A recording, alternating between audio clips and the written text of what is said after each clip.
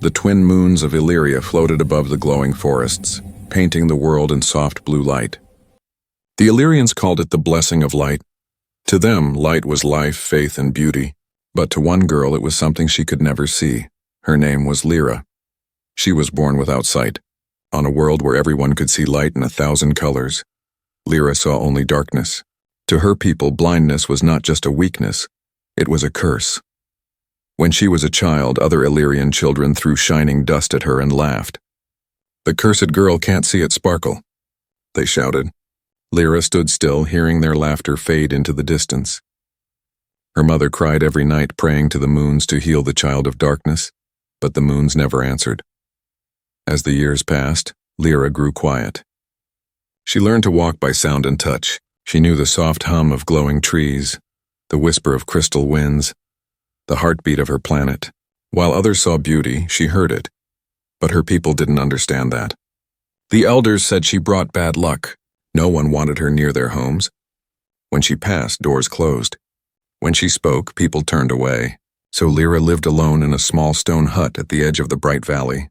She survived by collecting herbs that grew in the shadows, herbs no one else would touch. She was shunned, but she was not broken.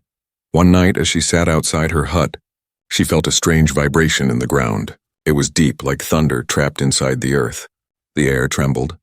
Then came the sound, a roar, louder than anything she had ever heard. She stood, confused, heart racing. The air grew hot. A blinding flash filled the sky, but she didn't see it. She felt it. Heat rolled across the valley, shaking the trees. Then came the crash. Something had fallen from the heavens. The Illyrians believed that anything that fell from the sky was a curse. Soon the valley filled with voices. She heard men shouting in fear. "A firestar. The gods are angry," someone cried, but Lira didn't feel fear. She felt something different, a pull, a strange warmth in her chest. It was like something was calling to her. While everyone ran toward the city lights for safety, she walked the other way, toward the valley, toward the smoke. The air smelled of metal and fire. Sparks crackled on the ground as she moved forward, using her staff to guide her. Her hands trembled, but she didn't stop. Then she heard it, a voice, faint, weak, and not Illyrian. "Help, please." Lira froze. The voice came from beyond a fallen tree, close to the burning wreck. It was deep but gentle, not the voice of a god or a monster, and the voice of a man. She followed the sound, her heart pounding. "Who are you?" she whispered. I'm a human. My ship crashed. I can't move. A human." The word was strange on her tongue. She had heard of them in stories, travelers from the stars, dangerous and mysterious. But his voice wasn't dangerous. It was full of pain. She knelt beside him, feeling the heat of the metal and the warmth of his skin. His breath was rough. "Your people. Will they help me?" he asked. She shook her head. "No, they fear anything from the sky." He gave a weak laugh. "Then I'm in trouble." Lira touched his arm carefully. She could feel his heartbeat. "You are hurt. I can help you. But we must move before the elders come." He hesitated. "You can't see, can you?" Her lips trembled, but she said softly, "No. I was born blind." He was silent for a moment, then said, "Then you must have great courage to walk through fire for a stranger." Lira smiled faintly. "Maybe I'm not afraid of the dark because I live in it." With effort, she helped him up. He leaned on her shoulder as she guided him through the forest. Behind them, the burning ship glowed like a second sun. When they finally reached her small hut, he collapsed near the doorway. She gave him water and wrapped his wounds with soft leaves. "What is your name?" she asked. "Elias," he said weakly. "Commander Elias Varen from Earth." "Earth," she repeated, feeling the word. "Is it far away?" He smiled. "Farther than your moons. But maybe not too far for fate." That night as he slept, Lira sat beside him.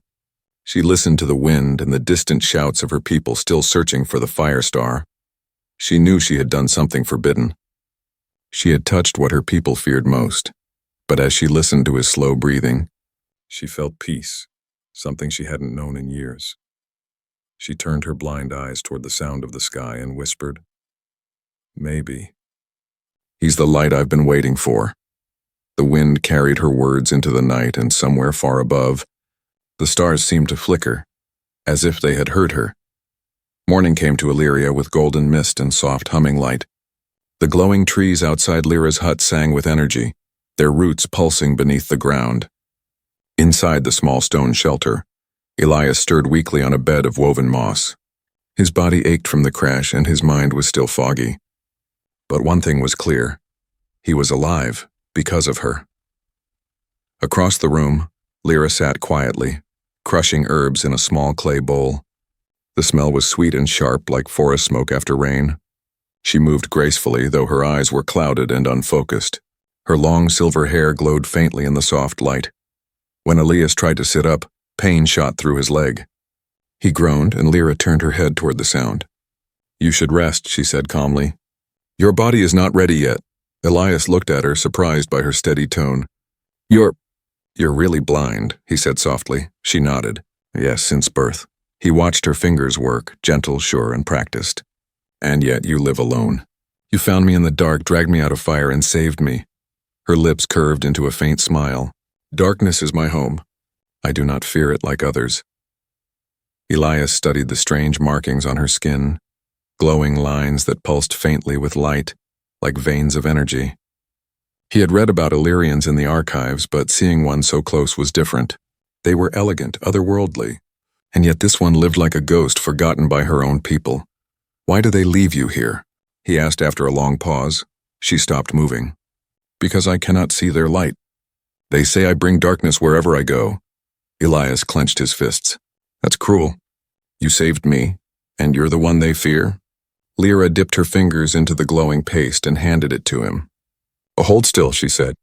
Her touch was cool and careful as she spread the healing salve over his wound. The pain eased instantly, replaced by warmth.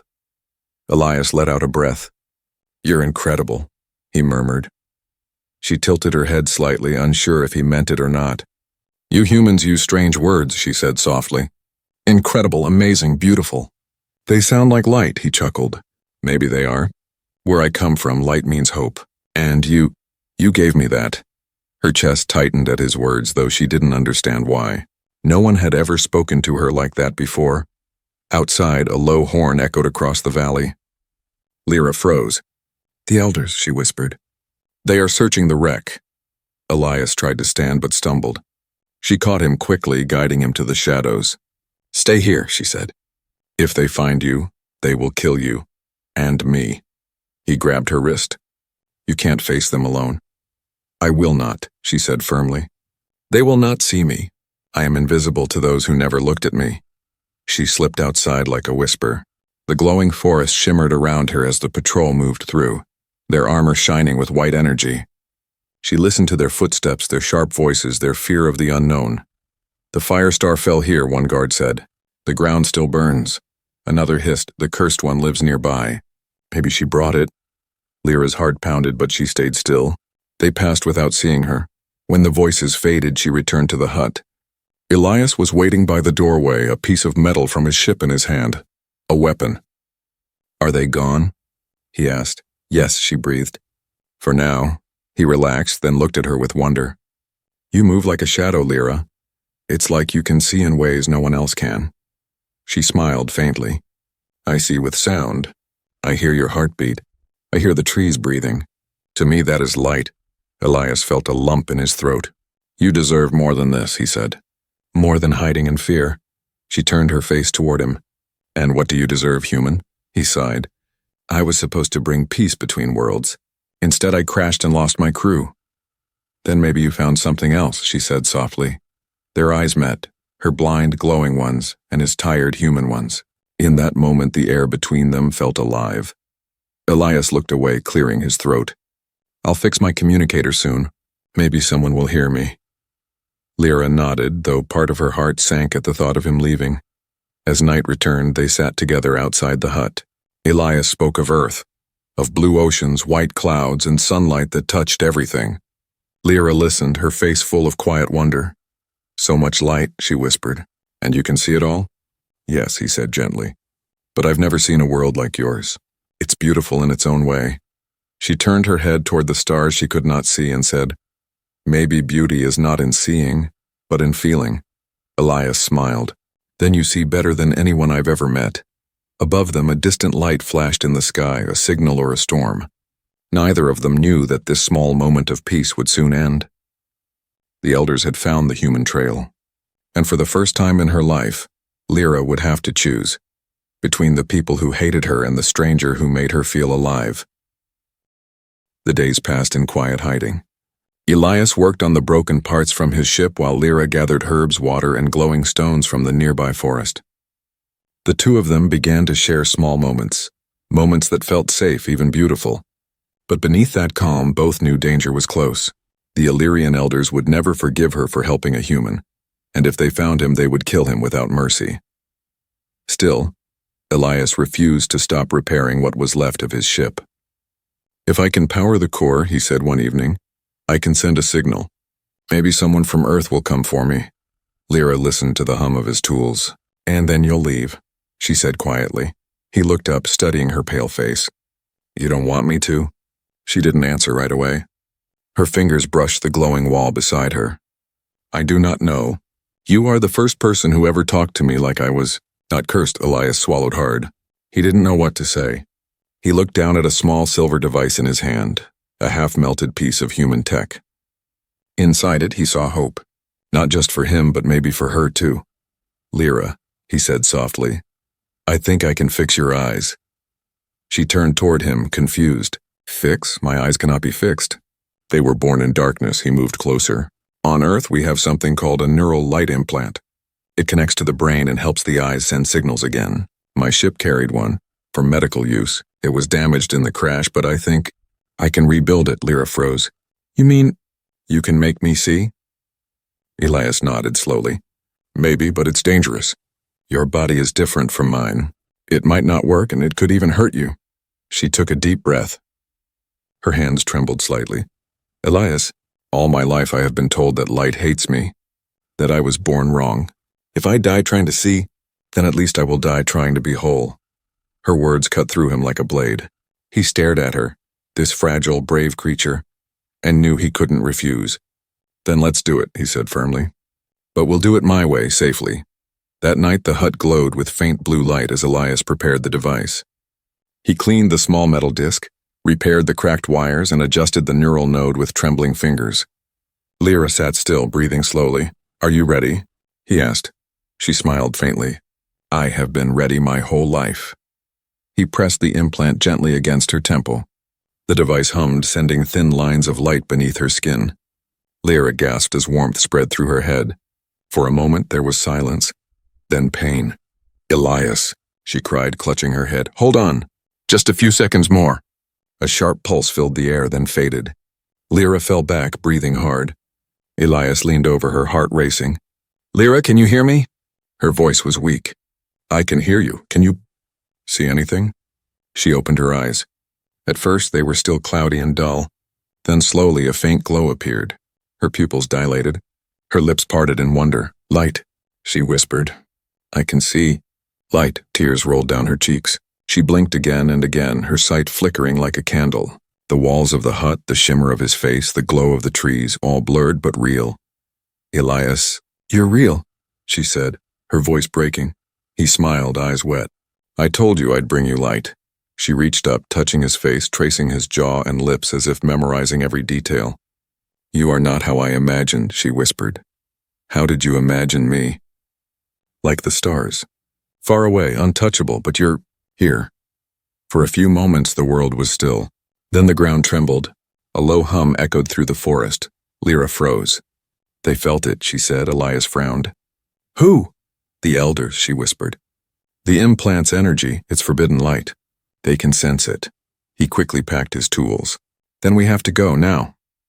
Outside, glowing trees began to dim one by one, as if the world itself were holding its breath. The air shimmered with strange energy. From the far ridge, bright figures appeared, Illyrian hunters, their armor shining like suns. Lira's eyes still burned with unstable light. But she could see them, shadows of gold and silver moving through the trees. "They are coming," she said. Elias grabbed her hand. "Then let's move." They ran into the night, their footsteps echoing through the glowing forest. Behind them, the hunters' voices rang out, a chorus of hate and fear. "The cursed girl has touched forbidden fire. She must be purified." Lyra's vision blurred, her head spinning, but she didn't stop. For the first time in her life, she could see light, and that light was worth everything. Elias pulled her behind a crystal rock, holding her close. Her breathing was fast, trembling. "Elias," she whispered, "if they catch us, they won't," he said firmly. "You've seen the stars now, Lira. I'll make sure you live to see them again." And as the hunter's lights cut through the trees, Lira held his hand tight. For the first time, she didn't feel cursed. She felt alive, and the darkness that once defined her now burned with a fragile human light. The forest of Illyria was no longer peaceful. The glowing trees that once hummed gently now flickered like dying stars. The soft blue mist had turned pale and cold. In the distance, the sound of metal footsteps and echoing horns shook the ground. Lira and Elias ran through the crystal woods, their shadows stretching long under the trembling moonlight. Lyra's new eyes burned. The light was too strong, too wild. Every glow stabbed at her vision, yet she couldn't look away. "I can see," she whispered between gasps, "but it hurts." Elias glanced back at her, sweat glistening on his brow. "Your body is adjusting. The implant is still stabilizing. You have to trust it." Behind them, beams of white light cut through the trees, the Illyrian hunters. Their voices rang sharp and angry. "Find the cursed one. She walks with the human. Bring her to the elders, alive." Lyra's heart pounded. The very people she once wished would see her now hunted her like prey. Her lungs ached as she stumbled, catching herself on a glowing tree. The bark was warm beneath her hand like the heartbeat of the planet itself. Elias stopped, helping her up. "We can't stop here," he said. "We have to keep moving." "They will never stop," Lira said quietly. "They think I have broken the sacred law." "Then we'll make a new one," he said. His voice was steady, but his eyes darted toward the lights closing in. He knew they couldn't outrun them for long. They reached a canyon where the river shimmered like liquid crystal. Elias pointed to a cave across the stream. "There, we can hide inside." Lira nodded, her vision flickering like fireflies. Together they crossed the cold water, the sound masking their footsteps. Inside the cave, the walls glowed faintly with minerals that looked like stars frozen in stone. For a moment, it felt safe. Lira sank to her knees, panting. "I never knew the world was so bright," she whispered. "It's beautiful and terrible." Elias sat beside her, his chest rising and falling. "You're seeing what your people never let you have," he said softly. "You earned this." Lira turned toward him, eyes trembling with light. "Elias, why did you do it? You could have escaped. You could have saved yourself." He met her gaze. "Because I couldn't leave you behind in darkness." Her throat tightened. No one had ever said words like that to her. For a long time she simply stared, her eyes still uncertain, her heart certain. Then a sudden blast shook the cave. Rocks fell from the ceiling. Lira screamed as bright beams of energy tore through the entrance. The hunters had found them.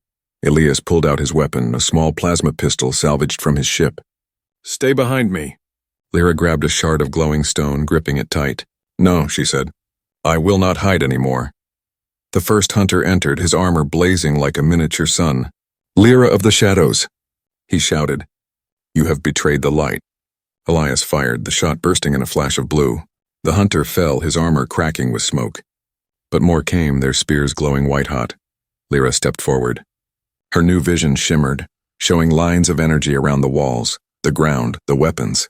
It was as if she could see the power of Illyria itself, the very light that shaped her world. She raised her hand. The glowing stone pulsed with her heartbeat. The hunters hesitated. "Stay back," she warned. One laughed. "You, a blind creature, command us?" But Lira was not blind anymore. The stone in her hand flared on, and with a cry she threw it. It exploded in a burst of white energy that blinded the attackers. "Run!" Elias shouted, pulling her deeper into the cave. They raced through the tunnels until they reached an opening that looked over the valley. The stars above seemed closer now, shining like eyes watching their escape. Elias collapsed beside a rock, breathing hard. "They'll regroup soon," he said. "We'll need another place to hide." Lira stared at her trembling hands. "I saw it, Elias. The energy, the light that flows through everything. I could feel it." He looked at her with awe. "You're connected to this world in a way they aren't. Maybe that's why they fear you." She looked up at the sky, her eyes reflecting the starlight. "All my life they called me cursed. Maybe the curse was their blindness." Elias smiled faintly. You're not cursed, Lira. You're the future of your people. They just don't know it yet. Far below, the hunters lit torches, their glow crawling up the canyon walls. The night was not over, but as Elias took her hand, Lira no longer felt afraid. She could see the stars now. She could see him. And for the first time, she believed that maybe light had chosen her after all. The sky over Illyria shimmered in pale silver as dawn crept through the mist. The night's chase had left Lira and Elias exhausted. Their clothes were torn, their bodies bruised, but they had survived. The hunters' voices had faded behind them. For now, the forest was silent again. Only the soft hum of glowing roots beneath their feet broke the quiet. Elias limped as they climbed a hill covered in blue moss. We need shelter, he said. Somewhere safe. Somewhere they won't find us. Lira scanned the horizon, her new eyes adjusting to the strange light. Every shadow seemed alive. Every glimmer was a whisper of energy. Then in the distance she saw something, a faint pattern carved into the mountainside. There, she said, pointing. Do you see that glow? Elias followed her gaze. At first he thought it was sunlight on rock, but as he looked closer he saw symbols, ancient and shining softly. They made their way toward it, crossing through fields of crystal flowers that sang when touched by wind. The mountain opened before them, revealing a doorway taller than any tree. It was covered in glowing marks, Illyrian language from long before her time. Lira traced the carvings with her fingers. These words, they are old. My people call this place forbidden. They say it was built before the age of light. Elias touched the cold stone. Then it's perfect. The best place to hide is where no one dares to look. Inside, the air was cool and still. The walls pulsed faintly as though the mountain itself was alive. Strange crystal pillars stretched toward the ceiling, and in the center stood a great circular pool, glowing from within like liquid stars. Lira stepped closer. The reflections danced across her skin. I can see it. It's so beautiful, she whispered. Elias watched her in quiet awe. It's like this place was waiting for you. They sat beside the pool. Elias began repairing the small oxygen unit strapped to his arm, but his hands trembled from exhaustion. Lira noticed. You're weak, she said softly. Just tired, he lied. The oxygen levels here are lower than on Earth. I'll be fine. She didn't believe him. She placed her hand over his and closed her eyes. The faint light beneath her skin flickered brighter, like she was sharing her own energy. Rest, she whispered. You helped me see. Now I will help you breathe. Elias smiled faintly. You're impossible, Lira. I am learning from a human, she said with a small laugh. For a long while they sat in silence. The water glowed brighter, showing them faint images, stars, galaxies, distant worlds. It was as if the pool remembered everything it had ever reflected. Elias broke the silence. Back on Earth, people said Illyrians feared the dark because it reminded them of death. But maybe it's the other way around. Lira tilted her head. What do you mean? Maybe darkness isn't death, he said softly. Maybe it's where life begins, like the void before a star is born. Maybe you were never cursed by darkness. Maybe you were made from it. She looked at him, her heart heavy and warm at the same time. You make darkness sound beautiful. It is, he said. So are you. Her breath caught. No one had ever spoken to her like that. Not as a creature to be pitied, but as something precious. I don't understand this feeling, she whispered. When you speak, my heart beats too fast. He smiled gently. That's called being human. Or maybe being alive. Lira reached out, her fingers brushing his face. Her eyes glowed softly, reflecting him. Then I want to stay alive with you. Elias covered her hand with his own. We'll survive this. I promise, but the peace was short-lived. A tremor rolled through the floor. The walls pulsed brighter, angry, warning. Lira stood quickly. Something's coming, she said. From deep within the ruin, a low metallic sound echoed, a grinding of gears and stone. Then a beam of light erupted from the far wall, forming a figure, tall, armored, and made entirely of radiant energy. Elias's eyes widened. What is that? Lira stepped back, her voice trembling. A light sentinel. A guardian from the old times. It protects sacred places. The sentinel's voice thundered through the chamber. Unauthorized presence detected. Purify the intruders. Elias pulled his blaster. Guess hiding's over. Lira grabbed his arm. You cannot fight it alone. I'm not alone, he said, meeting her gaze. The sentinel's eyes flared, casting the whole chamber in blinding light. Lyra's implant flickered painfully, but she refused to turn away. For the first time, she didn't fear the brightness, she embraced it. As the machine stepped forward, Lira whispered, "The light that cursed me will now obey me." She raised her hands, and the pool of glowing water began to rise, swirling around her like liquid fire. The old ruin trembled. Elias stared in awe as her eyes shone brighter than the sentinel itself. The ancient machine roared, preparing to strike. And Lyra's voice echoed through the chamber. "Calm and steady. Elias," she said, "run if you must."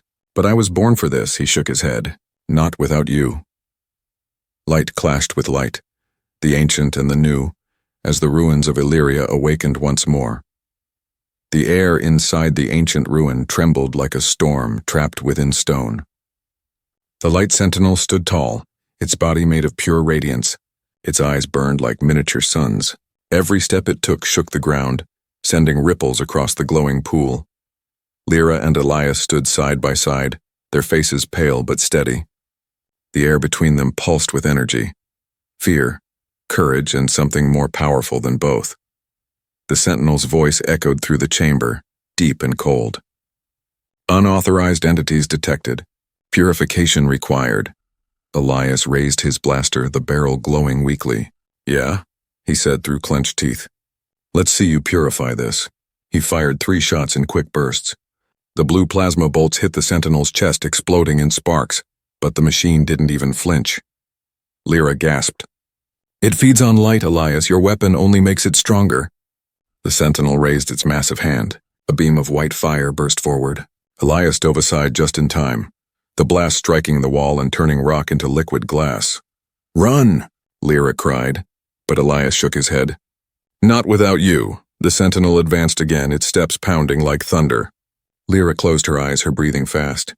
Inside her mind, she felt the rhythm of the ruin, the ancient light pulsing through the walls, through the ground, through her veins. She remembered the voices of the elders calling her cursed. She remembered the darkness that once kept her blind. Now that same darkness whispered, "You are not weak. You are the balance." Her eyes flared open, glowing brighter than before. She stepped forward, raising her hand. The light around her began to bend and twist. "Lira, what are you doing?" Elias shouted. "Listening," she said softly. To the light, the sentinel's next beam stopped mid-air, frozen in front of her palm. The light bent backward, curling like smoke, and then vanished into her hand. The air shimmered. Lyra's body pulsed with energy. The machine paused, confused by something it could not understand. Elias stared in shock. You absorbed it," Lira nodded. "Light and darkness are one. My people forgot that, but I can feel both." The sentinel roared and charged. Elias tried to distract it, firing again to draw its attention. The creature swung its radiant arms, smashing a pillar. Rocks rained down, dust filled the air. Lira ducked, her sight flickering from the overload of light. "Elias," she shouted, "I'm here." He coughed, half buried under debris. She ran to him, helping him stand. His shoulder bled where shards had cut through his suit. "You can't keep fighting," she said. He smiled weakly. "Neither can you." "Then we fight together," she whispered. The sentinel charged again, its core pulsing like a heart of lightning. Lira grabbed Elias's hand, pulling him toward the glowing pool. "The water," she said. "It's pure light. If we overload it, it will destroy the core." Elias nodded. "You need a spark." She looked into his eyes. "You are the spark," he understood. With his last bit of strength, he connected the power cell from his damaged suit to the edge of the pool. The blue energy spread across the surface like veins of fire. Lira raised her hands above the water. Her voice trembled, but her will was strong. "Light of Illyria, see me now. I am not cursed. I am your child." The pool exploded upward, a spiral of living light wrapping around her body. The sentinel swung, but she caught its blow mid-air. The ground cracked beneath her feet as she pushed back, forcing the towering machine to stumble. Elias shouted over the roar, "Now, Lira, release it!" She screamed, not in pain but in power, and unleashed everything. The light around her burst outward like a star being born. The sentinel froze, its core splitting open. There was silence. Then a blinding flash that lit the whole valley. When the light faded, the sentinel was gone. The pool had turned still.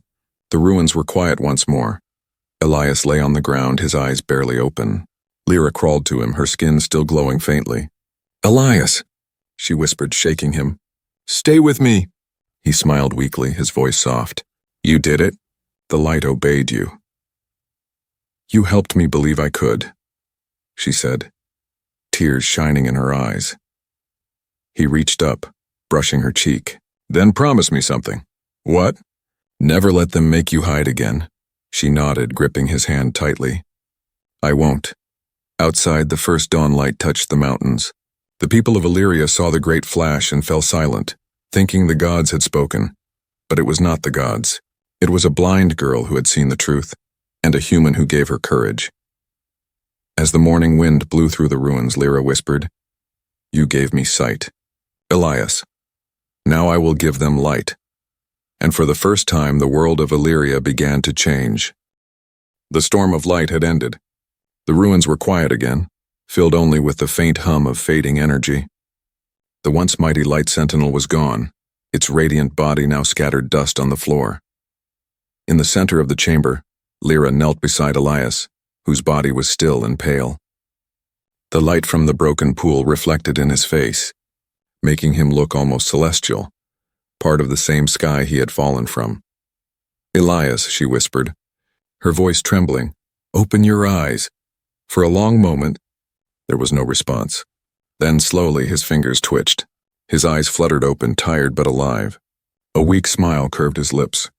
"You're glowing," he murmured. She laughed through her tears. "Maybe the light has finally forgiven me." He coughed softly. "No, it's you who forgave it." Lira helped him sit up, her hands trembling with relief. Outside the ruin, faint horns echoed, the sound of Illyrians approaching. But there was no fear in her eyes now. She had faced the brightest light and survived. Elias noticed the worry flicker across her face. "They're coming, aren't they?" "Yes," she said. "But I won't hide anymore." He reached out, brushing her hair away from her glowing face. "Then I'll stand beside you." When they stepped outside, dawn was breaking over the valley. Hundreds of Illyrians stood below, warriors, elders, and citizens. Their armor gleamed, their eyes wide with awe. The great flash from the battle had drawn them all. Lira stood tall at the edge of the ruin. Her once blind eyes now shone with calm light. The elders stared in disbelief. The oldest among them, wrapped in white robes, raised his staff and spoke. "Lira of Shadows," he said sternly, "you have broken sacred law. You joined with the being of darkness. You used forbidden fire. You must be judged." Lira stepped forward, her voice strong and clear. "I broke your laws because they were blind. You call yourselves children of light, but you never saw the truth. Light without shadow is empty, and shadow without light is lost." The crowd murmured in confusion. The elders exchanged glances. "You dare speak against the light?" the old one hissed. Lira looked up at the rising sun. "I am the light, I am the dark. I was born blind so I could see both. You cast me away, but I found something stronger than your laws." She turned to Elias, her eyes soft. "I found love." The word hung in the air like a spark. No one spoke. Even the wind seemed to pause. Elias, still weak, leaned on her shoulder. "On my world, love isn't forbidden," he said. "It's what makes us human. Maybe it can make you Illyrians whole again, too." The elders stood in silence. For the first time, they didn't know what to say. Behind them, whispers spread through the crowd, not of anger, but of wonder. Lira lifted her hand, showing the faint glow that pulsed through her veins. "I do not want power. I want peace. I want our children to see the stars and not fear what is different." The oldest elder lowered his staff. "The sentinel was the guardian of the sacred light," he said slowly. "And yet it bowed to you. Perhaps the light itself has chosen you." Lira bowed her head. "It did not choose me. I chose to listen." Then the impossible happened. The elders knelt before her. One by one, the Illyrians followed. The valley glowed brighter as though the world itself approved. Elias smiled faintly. "You did it, Lira." She looked at him, her heart both joyful and heavy. "No, we did it." Days passed. The Illyrians began to rebuild their faith, not in fear, but in balance. Lira became a symbol, the seer of light and shadow. The people came to her not as a cursed child, but as a leader who had seen what others could not. But peace came with sorrow. Elias's body was weakening.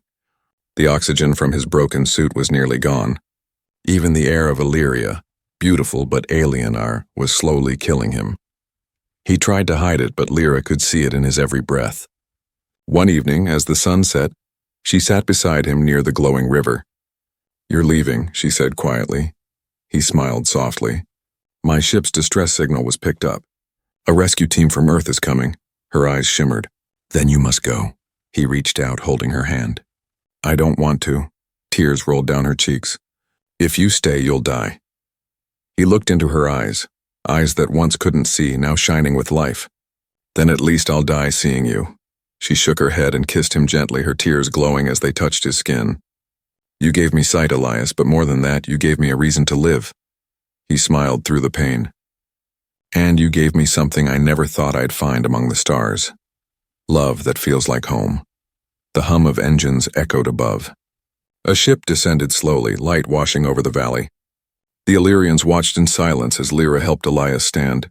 At the ramp, he turned back. "When Earth and Illyria share the same sky, I'll come back for you," he promised. Lyra's lips trembled. "I'll wait," she said. He smiled. "You always did." As the ship lifted into the heavens, Lira stood alone beneath the twin moons. Her eyes followed the fading light until it disappeared among the stars. And then, a single pulse blinked in the sky. Bright, steady, familiar. She smiled through her tears. "I see you, Elias." The stars shimmered above her, no longer distant, no longer silent. For the first time in all of Illyria's long history, light and darkness were one.